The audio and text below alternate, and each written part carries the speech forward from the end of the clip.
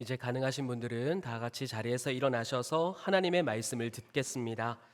오늘 우리에게 주시는 하나님의 말씀은 창세기 21장 1절에서 7절의 말씀입니다. 제가 가진 성경으로는 구약성경 25쪽입니다. 이제 말씀을 봉독하겠습니다. 이 말씀을 봉독할 때 살아계신 하나님의 음성을 다 함께 들으실 수 있기를 바랍니다. 여호와께서 말씀하신 대로 사라를 돌보셨고 여호와께서 말씀하신 대로 사라에게 행하셨으므로 사라가 임신하고 하나님이 말씀하신 시기가 되어 노년의 아브라함에게 아들을 낳으니 아브라함이 그에게 태어난 아들 곧 사라가 자기에게 낳은 아들을 이름하여 이삭이라 하였고 그 아들 이삭이 난 지 8일 만에 그가 하나님이 명령하신 대로 할례를 행하였더라. 아브라함이 그의 아들 이삭이 그에게 태어날 때에 100세라. 사라가 이르되 하나님이 나를 웃게 하시니 듣는 자가 다 나와 함께 웃으리로다. 또 이르되 사라가 자식들을 젖먹이겠다고 누가 아브라함에게 말하였으리오마는 아브라함의 노경에 내가 아들을 낳았도다 하니라. 아멘. 네, 우리 전능하신 하나님만 높임받는 오늘 예배가 되기를 간절히 소망합니다. 하나님께서 처음에 남자를 만드시고 남자가 혼자 지내는 것이 좋지 않으셔서 여자를 만드시고 그리고 부부로 살아가게 하셨습니다. 부부는 일심동체라고 이야기하잖아요. 그래서인지 선악과를 따먹을 때에도 부부가 같이 따먹었습니다. 혹시 하와 혼자 따먹었으면 어땠을까요? 기를 쓰고 남편 입을 벌려서 먹였을까요? 따먹은 하와만 쫓아내고 하나님이 아담아 미안하다, 갈비뼈 하나만 더 꺼내겠다 그러면서 꺼내가지고 또 다른 하와를 만드셔서 살아가게 하셨을까요? 다행이라고 말해도 될지는 모르겠지만 아담과 하와가 같이 선악과를 먹고 함께 죄를 짓고 함께 에덴에서 쫓겨났습니다. 사실 함께라는 말이 참 좋은 말이잖아요. 하나님께서 우리와 함께 하는 것을 좋아하시고 또 우리가 이 땅에서 서로 함께 기뻐하고 즐거워하는 모습을 보시면서 우리 하나님도 참 좋아하시거든요.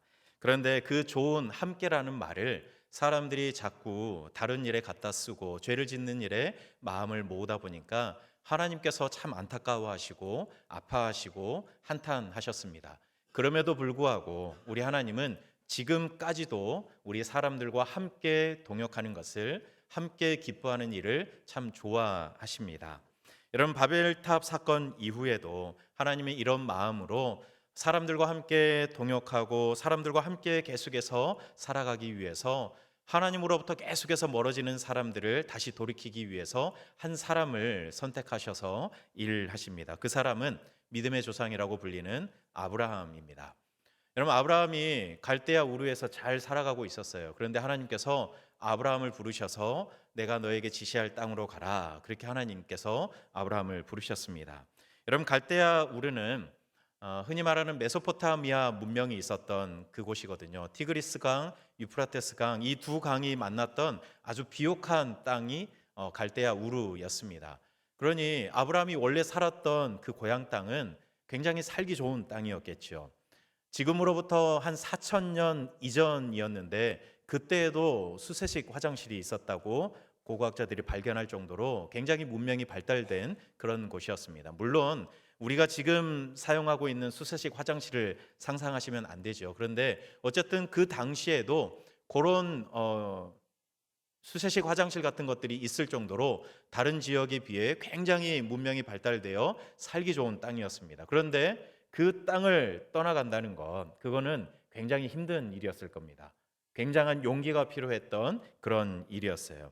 여러분, 갈대아 우르에서 아브라함이 하란을 거쳐 가나안까지 왔는데 그냥 자로 딱 대고 이렇게 그어도 직선으로 재어도 한 1,800km 정도 된다고 해요. 근데 길이 반듯하지는 않잖아요. 이렇게 구불구불한 것을 생각한다 그러면 갈대아 우르에서 하란을 거쳐 가나안까지 오는 그 길은 2,000km도 넘는 그런 긴 길이었을 겁니다.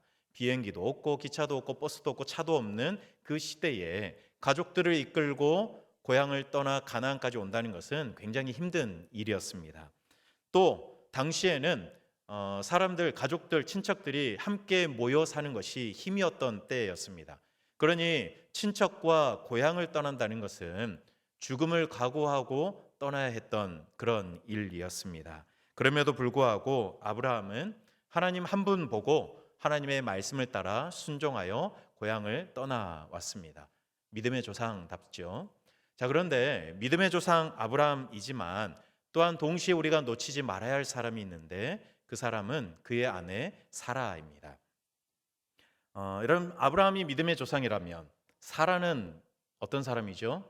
믿음의 조상의 아내겠죠. 여러분 부부는 일심동체라면서요. 그러면 아브라함이 믿음의 조상이라면 사라도 믿음의 조상이라고 해도 괜찮지 않겠습니까? 어쩌면 사라의 믿음이 아브라함보다 더 좋지 않았을까 이런 생각이 들어요. 왜냐하면 남편 하기는 누구에게 달려 있습니까? 부인에게 달려 있잖아요. 남편이 믿음의 조상이 되려면 그 옆에서 부인이 얼마나 기도하고 애를 썼겠습니까? 여러분 사라 믿음의 조상이 되기까지 사라가 옆에서 했던 일들이 참 크겠다 이런 생각이 들어요. 여러분 아브라함이 갈대아 우르를 떠났어요. 고향을 떠났습니다. 정말로 살기 좋은 곳을 떠나왔는데 여러분 이거 아브라함 혼자 결정하고 떠나온 겁니까? 아브라함이 하나님으로부터 음성을 들었다고 해도 자기 혼자 떠날 수는 없죠. 가족들을 이끌고 와야 하는 길인데요. 아내가 동의해 주지 않으면 여러분 남편 혼자 떠나올 수가 없는 일입니다. 사라가 나 여기 살기 너무 좋다고 나 시골 가서 살기 싫다고 그랬으면 여러분 아브라함이 어떻게 떠나오겠습니까? 아내가 동의해 주지 않으면 남편 혼자 떠날 수가 없는 겁니다. 그런데 하나님의 명령에 사라도 동의했기 때문에 아브라함이 고향을 떠나 가나안으로 갈 수 있었겠죠. 여러분 그리고 당시의 사람들은 지나가는 나그네들을 자기 집으로 초대해서 접대하는 일들을 굉장히 큰 미덕으로 생각했던 때였습니다. 그래서 아브라함도 지나가는 나그네들을 자기 집으로 초대해서 그들에게 식사를 대접하고 쉬었다 갈 수 있는 그런 잠자리도 제공해주고 이런 일들을 기쁨으로 했습니다. 여러분 그런데 손님이 오면 누가 제일 바쁩니까? 아내가 제일 바쁘지 않습니까? 남편들은 손님 응대한다고 거실에 앉아 있고 주로 아내들이 주방 가서 일하고 이렇게 하지 않습니까? 손님을 초대하기 위해서는 평소에 언제 올지 모르니까 이 당시에는 집을 청소해 놓고 그 깨끗하게 청소된 집을 잘 유지해야죠. 이거 아내들이 요즘에 물론 남편들도 같이 해야 되겠지만 이 당시에는 더더군다나 이 일은 주로 아내의 일이었을 겁니다. 손님이 오면 먹을 거 준비하고 잠자리 제공하는 것 이건 역시 굉장히 신경 쓰이는 그런 일이었습니다. 그런데 사라가 이 일을 묵묵히 해왔던 거예요. 때로는 힘들었겠죠. 손님 접대하는 게 이게 쉬운 일은 아니잖아요. 근데 사라가 이 일들을 묵묵히 해 주었어요. 여러분 사라가 막 눈치 주면서 아브라함 옆구리 막 콕콕 찌르고 그랬으면 여러분 손님들도 다 아는 거 아닙니까? 아브라함이 그 이후에는 초대할 수 없는 거 아닙니까? 그런데 사라가 아브라함이 초대했던 그 손님들을 정성스럽게 음식을 준비하고 사랑을 담아 대접했기 때문에 아브라함이 그 일들을 계속할 수 있었던 겁니다. 여러분 아브라함이 믿음의 조상으로 살아갈 수 있었던 것은 사라의 역할도 큽니다. 성경에 그렇게 기록되어 있지는 않지만 곰곰이 생각해 보면 아브라함이 믿음의 조상이라면 사라도 믿음의 조상이라고 이야기할 수 있을 것 같습니다. 여러분 그런데 사라에게도 깊은 아픔이 있었습니다. 그게 뭐죠? 자녀가 없었습니다. 여러분 이 당시에 여인에게 자녀가 없는 것은 자식이 없는 것은 큰 수치로 여겨지던 그런 때였다는 것을 우리가 생각해 본다 그러면 사라가 평생을 살면서 얼마나 불편한 마음으로 살았을까 이렇게 짐작할 수 있습니다. 나중에 하갈을 통해서 아들을 낳잖아요. 그걸 보면 아이를 못 낳았던 것은 아브라함이 문제가 있어서가 아니라 사라의 불임이 문제였고 그리고 그것을 생각해 본다 그러면 사라가 아이를 낳을 수 없는 수치 그리고 그로 인한 남편에 대한 미안한 마음 이런 마음으로 평생을 살아왔을 겁니다. 그런데 하나님께서 어느 날 아들을 주시겠다는 거예요.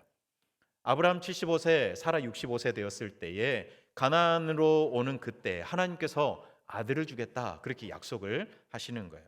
여러분 물론 믿기지 않아요. 그래도 얼마나 좋았겠습니까? 하나님께서 주신다고 하는데 정말 좋은 마음으로 기쁜 마음으로 기대했을 거예요. 그런데 시간이 지나도 아이가 생기지 않는 겁니다.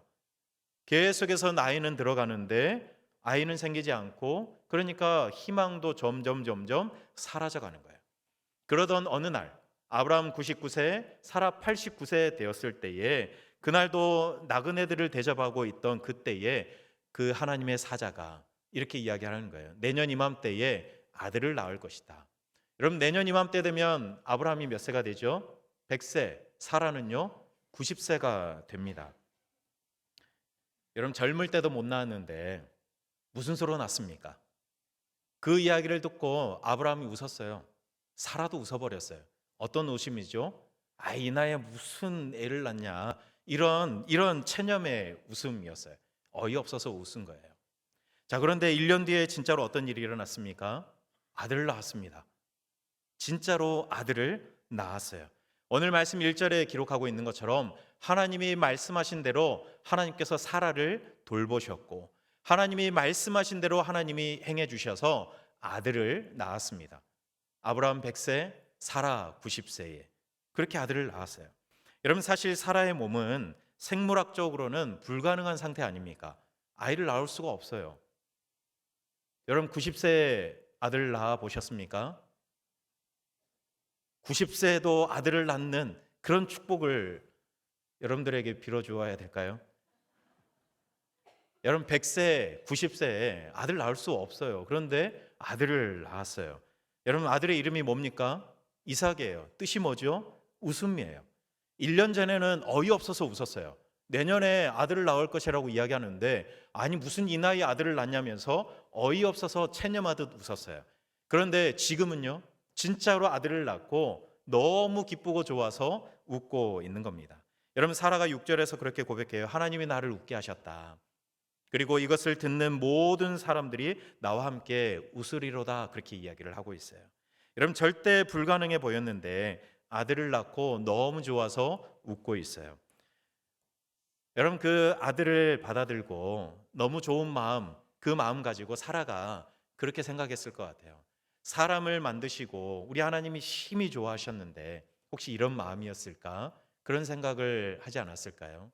아들을 보면서 얼마나 좋겠습니까? 그동안 그렇게 갖고 싶었는데 못 가졌던 그 아들, 그런데 90세 다 포기했을 그때에 하나님께서 주신 그 아들을 품에 안고 얼마나 좋았겠어요. 그런데 그 좋은 마음을 가만히 생각해 보니까 하나님께서 자기를 만들고 그렇게 좋아하셨겠다라는 생각이 드는 거예요. 너무 좋아하셨겠다. 그리고 사라가 날마다 얼마나 좋아서 웃었겠어요. 이 아들 보면서 그냥 웃음만 나오는 거죠. 그런데 그 웃음을 생각하면서 하나님이 날 보면서 그렇게 좋아하는 마음으로 웃으셨겠구나, 이런 생각이 드는 거예요. 여러분, 사라가 이렇게 이야기하잖아요. 듣는 자가 다 나와 함께 웃으리로다. 그런데 이 사라의 고백은 하나님의 마음인 거예요. 하나님이 우리를 만드시고 심히 좋아하셨는데 우리를 보시면서 늘 좋아서 웃으시는 거예요. 사라의 고백을 담아서 우리에게 말씀하시는 거예요. 나 너희들 볼 때마다 너무 좋고 너희와 함께 늘 웃고 싶다, 하나님께서 그렇게 말씀하시는 거예요. 하나님은 혼자 좋아하고 혼자 웃으시는 것이 아니라 우리와 함께 좋아하고 우리와 함께 웃기를 바라시는 거예요. 듣는 자가 다 나와 함께 웃으리로다. 이게 하나님의 마음인 겁니다. 여러분, 이런 웃음은 하나님 안에 있을 때 계속 이어질 수 있어요. 여러분, 아브라함이 100세의 아들을 얻었으니까 여러분 얼마나 사랑스럽겠어요? 눈에 넣어도 아프지 않을 그런 아들이잖아요. 그런데 어느 날 하나님께서 그 아들을 바치라고 말씀하시는 거예요. 네 아들, 내 사랑하는 독자를 나에게 바쳐라. 하나님께서 그렇게 말씀하시는 거예요. 여러분, 아브라함에게 이삭이 어떤 존재인지를 하나님이 알고 있어요. 그러니까 네 아들, 네 사랑하는 독자, 그 아들을 나에게 바치라고 이야기하시는 거죠. 여러분, 이해할 수 없는 말이거든요. 이렇게 사랑하는 아들인데, 어떻게 주신 아들인데, 그런데 왜 그 아들을 나에게 바치라고 할까? 아브라함이 아무리 생각해도 이건 이해할 수 없는 하나님의 요구인데, 근데 아브라함이 어떻게 합니까? 하나님의 요구에 순종해요. 그리고 기꺼이 그 아들을 바치려고 아들을 데리고 모리아산으로 올라가는 거예요. 여러분, 이해할 수 없는 하나님의 요구에도 순종하려고 하는 그 아브라함을 보면서 하나님이 얼마나 좋으셨을까요? 하나님이 얼마나 좋으셨으면 그 자리에서 하나님께서 아브라함에게 이야기하는 거예요. 나는 너와 평생을 좋아하고 평생을 웃고 싶다. 너는 나의 친구다. 그렇게 하나님께서 말씀해 주시는 거예요. 아브라함 하면 뭐가 떠오르죠? 하나님의 벗이잖아요. 그런 아브라함의 마음을 우리 하나님이 아시고 내가 너와 평생을 그렇게 함께 좋아하고 웃는 친구가 되고 싶다. 그렇게 말씀하시는 거예요.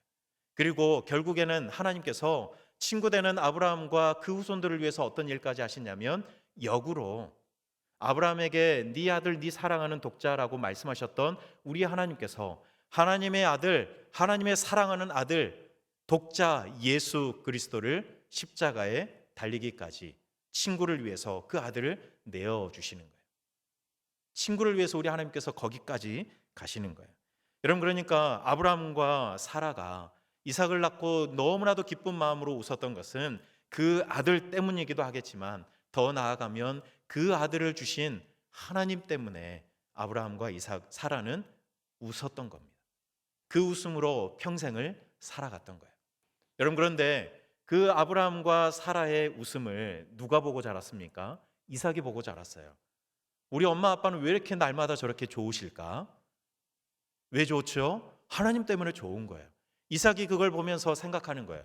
아, 이 땅에서 내가 살아가면서 하나님 때문에 저렇게 좋아할 수 있는 거구나. 하나님과 함께 저렇게 웃으면서 살아가야 하는 거구나. 하나님의 말씀에 순종할 때, 하나님의 말씀대로 살아갈 때 그때 하나님의 그 좋은 마음을 함께 공유하며 웃을 수 있는 거구나. 그거를 이삭이 엄마 아빠를 보면서 배워갔던 거예요. 여러분, 사실 생각해 보십시오. 아브라함이 하나님의 말씀을 받아서 순종하여 이삭을 데리고 모리아산에 올라가서 아들을 죽이려고 했어요. 그런데 100세 넘은 아버지가 10대 청소년인 아들을 결박해가지고 그 위에 눕힐 수 있겠습니까? 청소년쯤 되면 힘으로 못 해봐요. 그런데 어떻게 이삭이 그 위에 누웠겠습니까? 아버지가 잡아서 올렸겠습니까? 아니죠. 자기가 스스로 올라가지 않는 한 그렇게 할 수가 없는 거예요. 이삭은 알았어요. 아버지가 구체적으로 이야기하진 않았지만 내가 여기에 올라야 된다는 것, 그게 하나님의 뜻이라는 것을 이삭도 짐작했을 거예요. 그러니까 스스로 올라간 거죠. 여러분, 이삭은 그래서 평생을 순종하며 살았습니다. 이삭하면 딱 떠오르는 것은 순종이잖아요. 양보잖아요. 우물을 계속해서 양보하잖아요. 그걸 누구에게 배웠습니까? 아버지와 어머니의 삶을 통해서 이삭이 보고 배웠어요. 하나님의 말씀에 순종하는 것이 내가 살 수 있는 길이구나. 하나님의 말씀에 순종하며 또 그 하나님의 마음처럼 양보하면서 살아가는 것이 내가 살아가야 할 삶이고 그 삶을 우리 하나님께서 기뻐하시는구나. 그 모리아 산에서 자기를 죽이려고 했던 아버지를 보면서 하나님께서 너는 내 친구라고 말씀하셨던 그 사건, 그 하나님의 음성이 이삭의 마음속에 새겨져 있을 거예요. 그 하나님의 마음을 닮아서 내가 그렇게 살아가야 되겠구나. 이삭은 평생을 그렇게 살아갔습니다. 여러분, 그런데 그런 아버지 이삭을 보면서 야곱은 어떻게 살아갔을까요? 야곱도 이삭처럼 살아갔으면 좋았겠지만 야곱의 인생은 우리가 아는 것처럼 속고 속이는 그런 인생이었습니다. 늘 경쟁하면서 남을 속여야 자기가 살 수 있다라고 생각했던 그런 인생이었어요. 오죽하면 나중에 바로 앞에 섰을 때 뭐라고 고백합니까? 험악한 나그네 인생길을 살아왔대요. 얼마나 험악한 인생을 살아왔으면 바로 앞에 서서 내 130년의 삶은 험악한 나그네 인생길이었습니다. 그렇게 고백했겠습니까? 여러분, 그렇게 험악한 나그네 인생길을 살 수밖에 없었던 한 가지 이유가 있어요. 아버지처럼 안 살아서 그래요. 아버지 이삭처럼 하나님 의지하고 하나님 말씀에 순종하며 그렇게 살아갔으면 됐을 텐데 이삭은 자꾸 하나님 말씀으로부터 멀어져서 살아가고 있는 거예요. 내가 너 돌봐주겠다고, 내가 너 지켜주겠다고 하나님께서 계속해서 약속하시는데 야곱은 늘 속고만 살아와서인지 자기의 인생은 자기의 방법으로 자기의 삶을 이끌어가야 한다라고 늘 생각하면서 살아왔던 겁니다. 여러분, 그런데 그 야곱도 험악한 인생을 살아오면서 배웠던 것들이 있어요. 할아버지처럼, 아버지처럼 하나님 말씀 안에서 순종하는 삶을 살아가야 한다는 것, 그거를 그냥 할아버지와 아버지의 인생을 보면서 알았으면 좋았을 텐데 험악한 나그네 인생길을 통해서 야곱도 배워갔습니다. 아, 이렇게 살아가야 하는구나. 이렇게 살면 안 되고 이렇게 하나님의 말씀에 순종하며 살아가야 하는구나. 그 험악한 인생을 통해서 야곱하면 또 뭐가 떠오르세요? 하나님과 씨름했던 거 생각나시잖아요. 그 씨름들을 통해서 인생의 씨름을 통해서 야곱이 알아갔던 거예요. 하나님의 말씀에 순종해야 하는구나. 그 결과가 야곱의 인생 마지막에 드러나게 되는데 여러분 사랑하는 아들 요셉을 잃었잖아요. 다시는 만날 수 없다고 생각했었어요. 그런데 자기 아들 요셉이 살아있다는 소식을 전해 듣습니다. 그렇다면 빨리 달려가야죠. 빨리 달려가서 애굽에 있는 자기 아들 요셉을 만나야죠. 그런데 야곱이 주저합니다. 왜요? 하나님이 약속하셨던 그 약속의 땅 가나안을 떠나는 것, 이거를 두려워하는 거예요. 이제서야 알게 됐거든요. 하나님의 말씀대로 살아가야 한다는 것을 이제야 알게 됐는데 그 땅을 아들 본다고 떠나간다는 거, 이거는 도저히 있을 수가 없는 일이라고 생각됐던 거예요. 그래서 두려워하고 있었어요. 근데 하나님께서 야곱에게 나타나셔서 말씀하시는 겁니다. 두려워하지 말아라. 애굽으로 가는 것, 그게 내 뜻이다. 애굽으로 들어가서 이미 내가 아브라함에게 이야기했지만 애굽으로 들어가서 민족을 이루어 나오는 것이 내 계획이고 내 뜻이다. 그러니 두려워하지 말고 애굽으로 가라. 아들 만나라. 하나님의 그 말씀을 듣고서야 비로소 야곱이 애굽으로 건너가게 돼요. 여러분 야곱은 비싼 값을 치르고 알았어요. 아버지 이삭처럼 할아버지 아브라함처럼 하나님의 말씀에 순종하여 살아가는 것, 그것이 진짜 내가 살아가야 할 삶이라는 것을 비싼 값, 험한 인생길을 다 살아가고 난 다음에 야곱이 알게 되었던 겁니다. 여러분 이렇게 아브라함, 이삭, 야곱으로 이어지는 이 족장들의 인생을 보면 하나님 안에서, 하나님 말씀 안에서 그 말씀에 순종할 때 하나님의 좋으신 그 마음을 함께 나누고 함께 주님과 웃으며 동역할 수 있다는 것을 우리에게 말씀해 주고 있는 겁니다.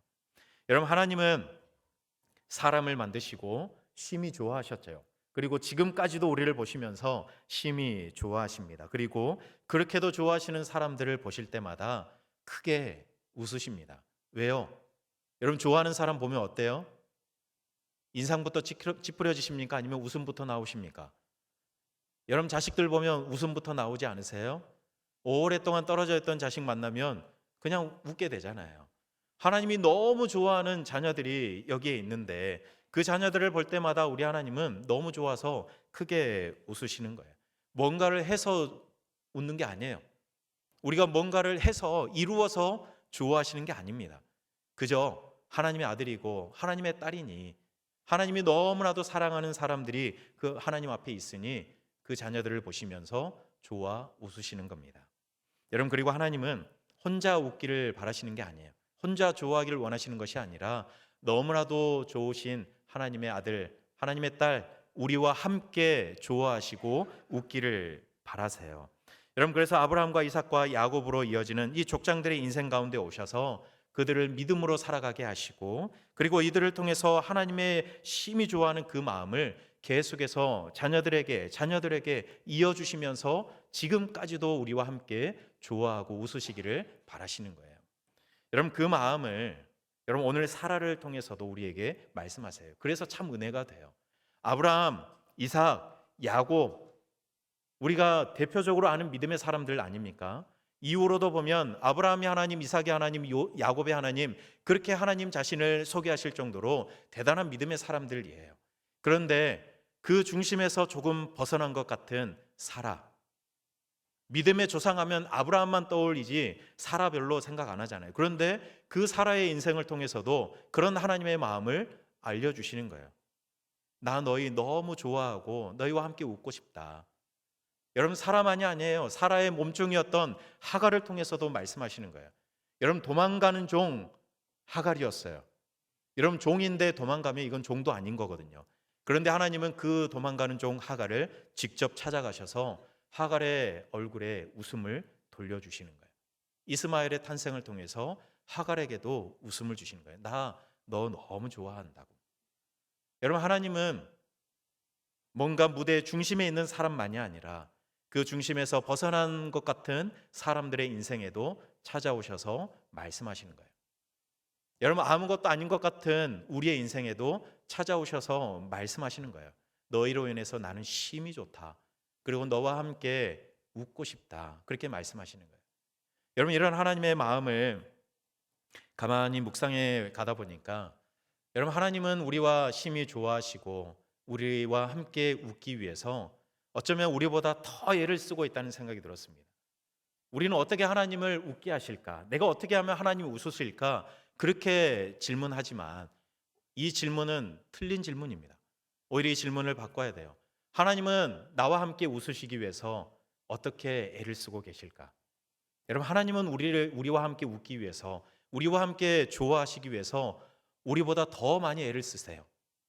여러분, 우리가 웃지 못하고 아파하고 힘들어하고 있을 때에는 하나님은 나보다 더 아파하시고 나보다 더 힘들어하시면서 우리 곁에서 우리를 돌보시고 계시는 분이세요. 그리고 그 문제를 오늘 사라처럼 우리를 돌보셔서 우리의 모든 문제를 해결해 주시고 우리가 웃을 때에는 하나님은 더 좋아하는 마음으로 더 크게 웃으시는 거예요. 우리 하나님은 그렇게 우리보다 더 땀 흘리시면서 일하시는 분이세요. 나보다 더 열심히 일하시고 나보다 더 앞서서 열심히 달려가시는 하나님이시라는 사실을 우리가 잊지 말아야 하는 겁니다. 여러분, 하나님은 그때 그 마음으로 오늘까지 신실하게 우리와 함께하고 계세요. 우리가 즐거워하지 못하고 우리가 아파하고 웃지 못하고 어떤 문제로 염려하고 있다면 우리 하나님은 나보다 더 큰 마음으로 아파하고 계시는 거예요. 여러분, 부모님들은 아시잖아요. 내 자녀들이 힘들어하고 아파할 때 여러분, 그 자녀보다 더 아픈 마음으로 자녀를 바라보고 있잖아요. 그게 부모의 마음이잖아요. 하나님 아버지의 마음이 그렇다는 거예요. 내 자녀들이 힘들어하고 아파하고 있을 때 말은 옆에서 하고 있지 않지만, 내가 한마디 거들면 내 자녀가 더 아파할까 봐 말은 거들고 있지 않지만 자녀보다 더 아파하는 부모의 심정, 그 심정으로 우리 하나님은 아파하고 계세요. 그리고 사라에게 이삭을 주시면서 웃게 하신 것처럼 우리 역시 웃게 하기 위해서 우리 하나님은 애를 쓰고 있다는 거예요. 노력하고 계신다는 거예요. 여러분이 어떤 자리에서 어떠한 형편에 있더라도 하나님 아버지의 이 마음으로 충만해지시기를 축복합니다. 여러분, 그래서 하나님과 함께 쉼이 좋아하시고 하나님과 함께 크게 웃으시면서 기뻐하시면서 이 한 주간을 살아내시길 바랍니다. 여러분, 어떤 분들은 건강 때문에 아파하시는 분들이 있을 거고, 어떤 분들은 직장의 여러 가지 문제로 인해서 힘들어하고 있는 분들이 있을 겁니다. 오늘 사라처럼. 어떤 분들은 자녀의 문제로 힘들어하고 있고, 어떤 분들은 남에게 말할 수 없는 큰 마음의 짐을 가지고 고달파하고 있는 분들이 있을 수 있습니다. 그런데 하나님께서는 오늘도 여전히 여러분들을 돌보시고 여러분들을 진짜로 웃게 하기 위해서 애쓰고 계신다는 그 하나님 아버지의 마음을 여러분 마음 깊이 새기면서 이 하루 주님과 함께, 이 한 주를 주님과 함께 기뻐하며 심히 좋아하시면서 살아가시는 여러분 되시길 바랍니다. 이것이 오늘 우리에게 주시는 하나님의 말씀입니다. 우리 함께 찬송가 95장 1절, 2절, 5절 우리 함께 찬송하고 우리 같이 기도하겠습니다.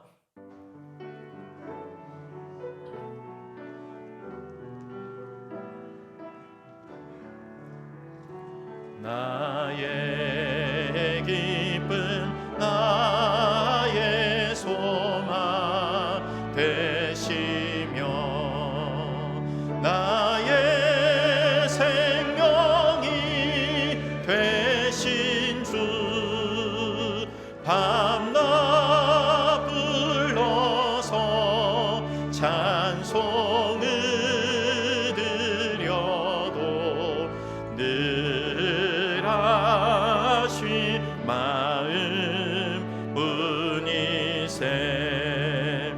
나의 사모하는 선한 목자는 어느 꽃다운 동산에 양의 무리와 늘 함께 가셔서 기쁨을 함께 하실까 나의 진정 사모하는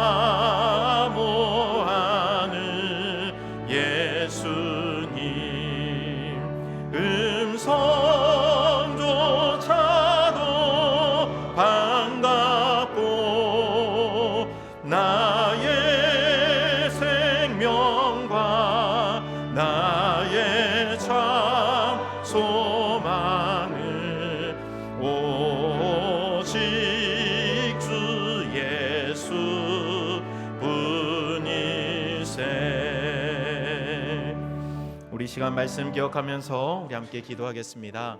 하나님은 우리를 심히 좋아하세요. 그리고 우리와 함께 늘 웃으며 크게 웃으며 살아가길 원하십니다. 하나님의 그 마음을 우리가 늘 기억하면서 우리의 삶의 자리에 여전히 어려움이 있지요. 사라처럼 남에게 말할 수 없는 아픔으로 평생을 살아왔을 수도 있습니다. 그런데 하나님은 그 아픔에 함께 동참하십니다.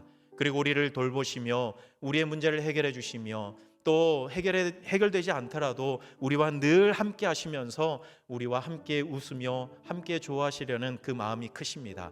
우리 하나님 아버지의 마음을 기억하면서 내가 어떠한 형편에 있더라도 하나님이 이 마음으로 충만하게 채워지며 우리 주님으로 인하여 기뻐하며 웃으며 살아가게 달라고 오늘 말씀 기억하면서 우리 함께 기도하겠습니다. 사랑의 하나님, 오늘 아브라함, 이삭, 야곱, 사라, 하갈 하나님 족장들의 인생을 통하여서 오늘 우리에게도 하나님 아버지의 마음을 알려주시니 감사합니다. 하나님이 우리를 보실 때마다 심히 좋아하시는 그 마음, 또 우리를 보시며 심히 좋아하시는 그 마음으로 늘 크게 웃으며 살아가길 원하시는데 하나님, 우리는 여러 가지 어려움과 우리의 형편을 보면서 늘 인상 찌푸리며 하나님으로부터 멀어진 우리의 안타까운 삶이었음을 고백합니다. 하나님, 오늘 주님의 그 마음을 기억하면서 늘 주님 앞에 말씀에 순종하며 주님과 그 마음을 나누며 함께 주님과 웃으며 살아갈 수 있는 우리의 삶이 되기를 간절히 소망하오니 매일매일 우리 주님 바라보면서 우리 주님과 함께 살아갈 수 있는 한 걸음 한 걸음 주님과 걸어갈 수 있는 우리의 삶이 될 수 있도록 하나님 역사하여 주시옵소서. 하나님, 사람을 통해 일하시고 또 사람으로 인해 심히 좋아하시고 사람들과 함께 웃기를 원하시는 우리 하나님 아버지의 마음을 오늘도 봅니다. 결과가 보이지 않아 낙심했던 우리들, 또 약속을 붙들지 못하고 체념의 웃음을 보였던 우리의 연약함까지도 아시는 우리 하나님, 살아가는 우리의 삶의 무게가 너무나도 무겁지만 우리를 여전히 내버려 두지 않고 곁에서 돌보시고 우리와 함께 아파하시는 하나님 아버지의 마음을 이 시간 신뢰하게 해 주시옵소서. 그래서 하나님의 약속과 그 말씀 안에서 순종함으로 하나님과 함께 심히 좋아하고 크게 웃으며 살아갈 수 있는 저희들 되게 해 주시옵소서. 하나님, 우리가 주님과 함께 웃을 때에 그 웃음이 하나님의 그 마음을 세상에 흘려보낼 수 있는 통로 되기를 간절히 소망합니다. 우리가 이 한 주를 살아가며 주님의 마음 나누고 주님의 웃음을 함께 세상 사람들에게 나누며 나와 함께 웃으리라는 그 주님의 마음을 전하며 살아갈 수 있는 우리 성도들 되게 해 주시옵소서. 예수님 이름으로 기도드립니다. 아멘.